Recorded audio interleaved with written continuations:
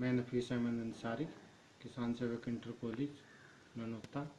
आज हम 2.3 प्रश्नावली शुरू कर रहे हैं, जिसमें हम बहुपदों का विभाजन करना सिखाएंगे। आज हम आपको बहुपदों का विभाजन करना सिखाएंगे। जैसे अंगणित में आपने सीखा होगा कि 7 को 2 से डिवाइड कर रहे, 2 से भाग कर रहे, तो 2 तिया 6। यहाँ चिन्ह चेंज हो जाएगा, प्लस का है तो माइनस का हो जाएगा, तो कितना बच गया? प्लस का 1 बच गया। तो इस जो शेषफल, इसे जो 1 आया हो, इसे बोल लेंगे हम शेषफल। और जो भाग 3 आया ये, इसे बोल लेंगे हम भागफल। और जो 7 संख्या है, इसे बोल लेंगे हम भाज्य। और जो 2 संख्या है, इसे बोल लेंगे हम भाजक। तो याद रखें, इसमें भाजक, भाज्य, भागफल और शेषफल। जैसे भाज्य कोई संख्या, कोई बहुपद क्या है? px है, तो उसे हम qx से भाग करेंगे तो gx से भाग करेंगे तो gx को हम कहेंगे भाजक। और जो भागफल आया उसे कहेंगे qx। और जो उसका शेषफल आता है उसे कहेंगे हम rx से प्रदर्शित करेंगे। दोबारा से देखो, जैसे अंगणित के भाग को हम 7 को 2 से भाग करते हैं तो 2 तिया 6, तो 1 जो है शेषफल, 7 भाज्य, 3 भागफल और 2 भाजक। इन्हें आप अच्छी तरीके से याद कर लें। जो शेषफल है उस कौन सा भाज्य है, कौन सा भागफल है, कौन सा भाजक है। इसी तरीके से जैसे हम px जिसको भाग कर रहे वो तो हो गया भाज्य, जिससे हम भाग कर रहे वो हो गया भाजक। और जो भाग करके आंसर आया उसे कहेंगे भागफल। और जो नीचे जो बचा है उसे कहेंगे हम शेषफल। इसका हम सूत्र लगा सकते हैं कि px बराबर qx गुणा gx या gx गुणा qx प्लस rx, यानी कि भाज्य बराबर भाजक गुणा भागफल प्लस शेषफल। भाज्य बराबर भाजक गुणा भागफल प्लस शेषफल। px बराबर qx गुणा gx या gx गुणा qx प्लस rx, या हम आप लिख सकते हैं इसे हिंदी में भाज्य बराबर भाजक गुणा भागफल प्लस शेषफल। जैसे प्रश्न नंबर 1 है कि यहाँ बहुपद आपको दे रखा है। बहुपद विभाजन का प्रयोग करते, विभाजन एल्गोरिथ्म का प्रयोग करते हुए px और qx gx में भाग देने पर भागफल तथा शेषफल ज्ञात कीजिए।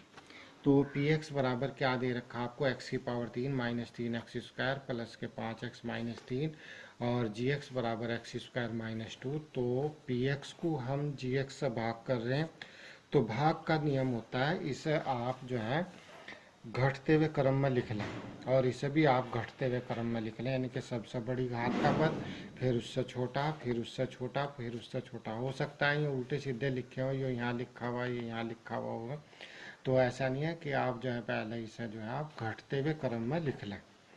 घटते हुए क्रम में जैसे x की पावर 3 यहाँ तो लिखा हुआ ही, अगर ना भी होता लिखा हो तो हम सही तरीके से लिख सकते हैं। जैसे तो x की पावर 3 सबसे बड़ा पद, फिर x की पावर 2 का पद, फिर x की पावर 1 का पद, फिर x की पावर 0 का पद, जिसे हम अचर पद भी बोलते हैं। इसी तरीके से हम इसे gx को भी हम जो है घटते हुए क्रम में ले लेंगे। अब सारी संख्या को न देखते हुए पहली संख्या देखें, प्लस प्लस प्लस, प्लस की प्लस में गुणा लगाई तो प्लस हो गया। एक्स स्क्वायर को हम कहे से गुणा करें कि एक्स की पावर 3 आ जाए, और को मत देखो, बस पहले को पहला पद ही देखना है कि एक्स को कहे से गुणा करें कि एक्स की पावर 3 आ जाए। तो कहे से करेंगे एक्स की पावर 1 से गुणा करेंगे। अब देखो, जैसे मान लिया हम 8 को 2 से भाग करें तो प्लस प्लस प्लस, तो 2 को कहे से गुणा करें कि 8 आ जाए तो क्या होगा? 4। तो 4 दूनी 8, प्लस का 8 हो गया। अब फिर हम घटाते हैं तो यहाँ 0 आ जाते हैं। तो इसी तरीके से बीजगणित में है कि x को हमने गुणा करी, x की पावर 3 फंक्शन जो उसके सजातीय फंक्शन है, उसके जैसे जो फंक्शन है उस जो जैसा है उसके नीचे लिखना है। x की पावर 3 माइनस के 2x, तो इसके नीचे लिखेंगे x की पावर 1 की पद है, 1 पद है। तो हम क्या करेंगे? घटाने पे देखो हम चिन्ह बदल देते हैं। ये प्लस का था तो माइनस का होगा, ये माइनस का होगा, ये प्लस का होगा, तो ये कैंसिल हो गया। फिर हमने इसे घटते हुए क्रम में लिखना है। माइनस के 3x² प्लस के 5 और 2 7, माइनस का नहीं रहा अभी, प्लस का हो गया 5 और 2 7x और माइनस के 3। अब प्लस माइनस माइनस, तो x² को कहीं से गुणा करें कि 3x² आ जाए, तो 3 से गुणा कर रहे हैं हम, तो -3 बार इसमें जो टेबल चली, तो -3 के गुणा इसमें करें, -3x² plus plus minus minus 3x² minus minus plus plus के 6।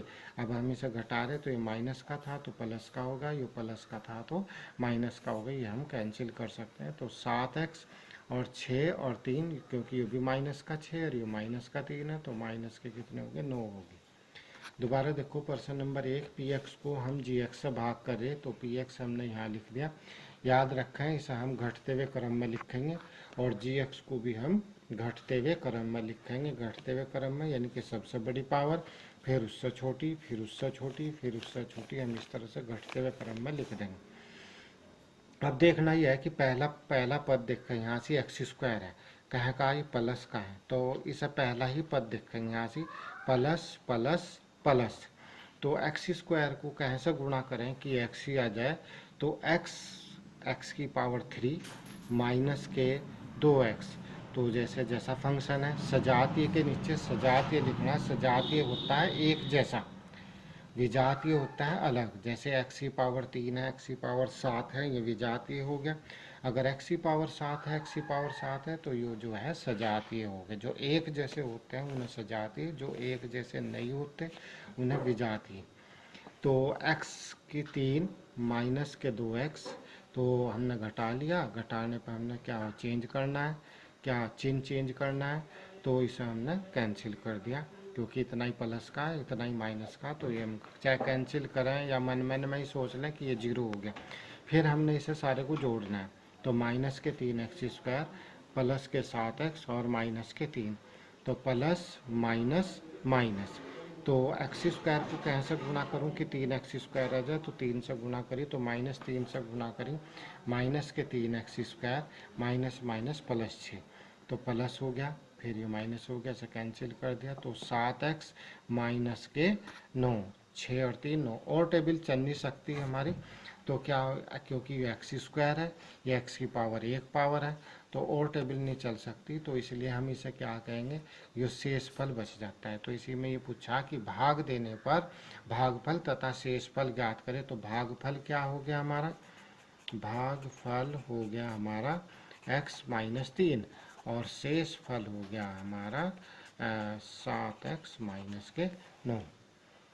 ठीक है, इसी तरीके से प्रश्न नंबर, अच्छा एक और बात है इसी सवाल में, अगर ये जो है जैसे 8 को हमने 2 से डिवाइड करा, तो 8 को 2 से डिवाइड कर रहे, तो शेषफल क्या आ गया, 0। अगर किसी को भाग करने से शेषफल 0 आ जाता है, तो ये 8 का एक गुणनखंड हो जाएगा, 8 का 2 एक गुणनखंड हो जाएगा। मतलब अगर ये जैसे मान लिया 6 को 2 से भाग करे, 2 3 6, तो ये 0 हो गया। अगर किसी का शेषफल 0 हो जाता है, तो 6 का 2 गुणनखंड 2 व 3 होगी। इसी तरीके से 8 के 2 गुणनखंड क्या होंगे, 2 व 4 होगी। 6 के क्या हो गए गुणनखंड, 2 व 3, 8 के क्या गुणनखंड होंगे, 2 व 4। इसी तरीके से अगर ये शेषफल 0 आ जाता है यहाँ से, तो x की 3 इस px का x² माइनस 2, 2 गुणनखंडों में से एक गुणनखंड तो ये हो जाता और एक भागफल। तो ऐसा ही कुछ सवाल प्रश्न नंबर 3 में सिखाया गया है और मोस्ट इम्पोर्टेंट भी है ये। px दे रखा 3x की पावर 4 प्लस 6x की पावर 3 माइनस के 2x² माइनस के 10x माइनस के 5, घटते हुए क्रम में लिखा हुआ। इसने कहा क्या कहा कि ये जो 2 है px के शून्यांक है, यानी कि 2 गुणनखंड है, 2 हल है। शून्यांक है का मतलब हल है, अर्थात x minus 5/√3 x plus √5/√3 px के गुणनखंड है। तो हमने दोनों की गुणा लगा ली, तो वर्गों के अंतर का सूत्र x² माइनस a², तो x² माइनस 5/3 से हमने से भाग कर दिया। तो देखो यहाँ से घटते हुए क्रम में है लिखा हुआ, तो प्लस प्लस प्लस, तो एक्स स्क्वायर को कहीं से गुणा करें कि 3x की पावर 4 आ जाए, तो 3x स्क्वायर से हमने गुणा कर दी, तो 3x की पावर 4, 3 से हमने इसे मल्टीप्लाई करी, 3 से 3 कैंसिल हो गया, माइनस के 5x स्क्वायर, तो माइनस प्लस ये हमने कैंसिल हो गया, और 6x की पावर 3, और यहाँ प्लस के 5 है, माइनस के 2 है, तो प्लस के 3 बच गया, माइनस के 10 बच, x है ही, माइनस के 5, ये बिल्कुल प्योरली उतर गया। अब यहाँ से 6x की 3 है और यह एक्स स्क्वायर, तो एक्स स्क्वायर को कहीं से गुणा करें कि 6x की 3 आ जाए, तो 6x हमने गुणा कर दी, फिर हमने इसको कैंसिल कर दिया, फिर क्या बच गया 3x स्क्वायर माइनस के 5, तो 3 से हमने ऐसा करी, तो 3x स्क्वायर माइनस 5, तो इसके क्या हो गया, शेषफल क्या हो गया, शेषफल हमारा बच गया इसका 0। अतः x माइनस शेष पाता हम पाते हैं px के दो गुणनखंड x प्लस √5 अपॉन √3 और माइनस √5 अपॉन 3 है। ठीक है ना। फिर दोबारा से देखो, अब एक और सवाल देखते हैं। जैसे मान लिया आपको यूँ कह दें कितनी विधियों से हम ज्ञात कर सकते हैं, जैसे एक्स स्क्वायर हम लिख सकते हैं, जैसे हमने 6 को 2 से भाग करा, 2 तिया 6, ये माइनस हो गया 0, तो 6 बराबर 2 गुणा 3 लिख सकते हैं। 6 के दो गुणनखंड, गुणनखंड का मतलब गुणा के खंड 2 व 3 आ गए जब इसका शेषफल 0 आ गया। तो इसी तरीके से इससे हम क्या लिख सकते हैं, 3x की 4 प्लस के 6x की 3 माइनस के 2x स्क्वायर और माइनस के 10x माइनस के 5 इज इक्वल टू क्या लिख सकते हैं हम, एक्स स्क्वायर माइनस 5/3 गुणा, और क्या आया भागफल हमारा 3x स्क्वायर प्लस के 6x और भाई प्लस के 3, ये आ गया। तो is equal to X square minus 5/3, तो क्या हो गया, यहाँ से इसके गुणनखंड कर लो, 3 तिया 9, 3 तिया 9 ही हो रहे 3x प्लस के 3x प्लस के 3, तो ये हो गया एक्स स्क्वायर माइनस 5/3, 3x हमने कॉमन ले लिया, तो 3x प्लस 1,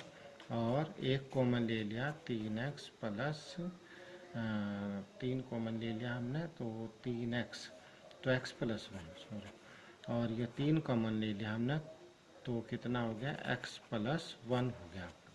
तो ये हो गया आपका एक्स स्क्वायर माइनस 5/3, तो 3x प्लस 3 और x प्लस 1, और या इसमें से 3 कॉमन ले सकते हैं हम, एक्स स्क्वायर माइनस 5/3 और x प्लस 1 और x प्लस 1, इसके गुणनखंड, ये आपका आंसर है। तो इस तरह से आप पूरी एक्सरसाइज करेंगे और मुझे आप जो है होमवर्क चेक करा दें।